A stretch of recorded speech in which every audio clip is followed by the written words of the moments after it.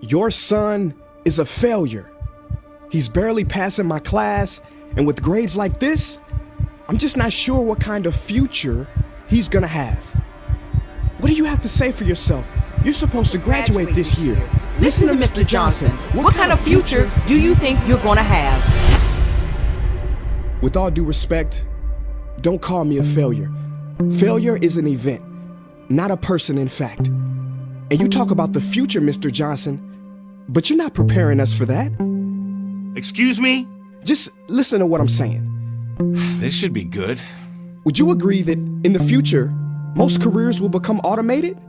Yeah, so?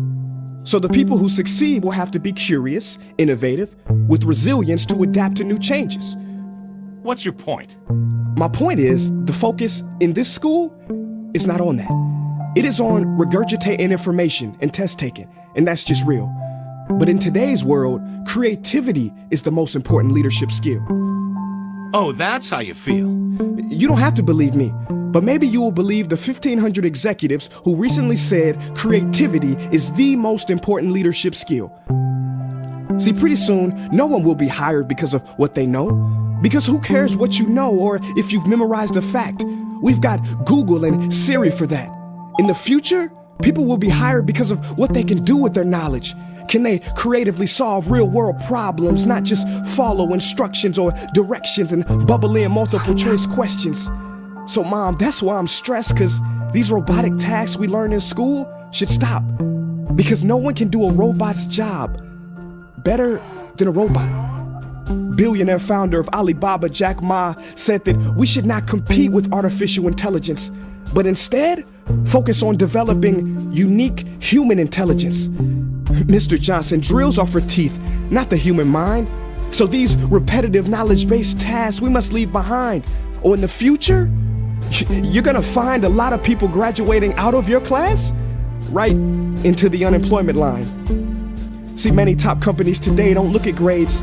Mom, that old way is expiring. Google has been quoted as saying GPAs are worthless criteria for hiring. Founder of Tesla, Elon Musk, agrees. So I say this with unease and sorrow.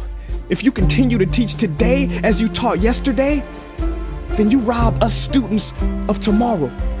Mr. Johnson, I'm gonna keep it real with you. Sometimes sitting in your class is tough. I'm constantly thinking, if I don't look up at the clock, maybe it'll speed up. So I listen to you do my work and pay attention, feeling like an hour had to have gone by, but it was only 3 minutes. So if you wonder why we're bored in class, look, you wanna get a kid to hate reading? Give them this, a school textbook. And some people think it's our fault, and that hurts me. They say you can lead a horse to water, but you can't make him drink. And to that I say no. Firstly, you can put salt in that horse's hay and make him thirsty.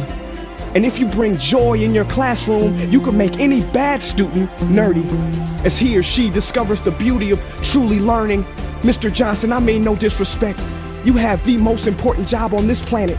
You build, create, and save lives. But if you really care about my future, like you say, then you have to fully commit and ask yourself honestly, how do I prepare a child for a future that doesn't yet exist? Here's a hint. The answer is not found in this. It's using this and this. See, in the future, we will need more passion and compassion. People with inspired hearts and wisdom to uplift this planet.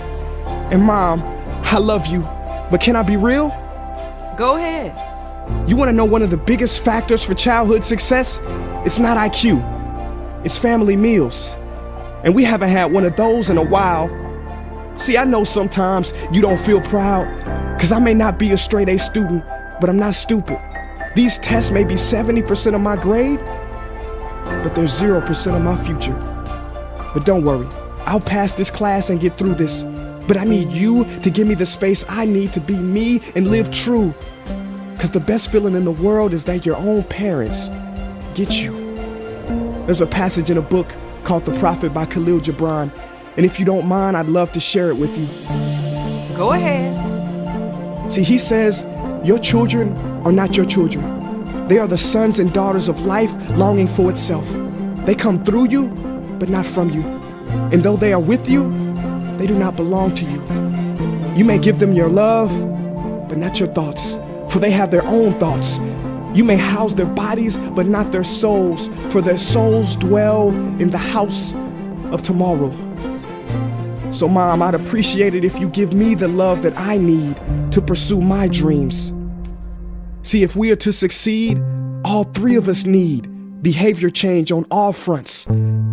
We talk about the future, but the future is now, and it is created now by all of us.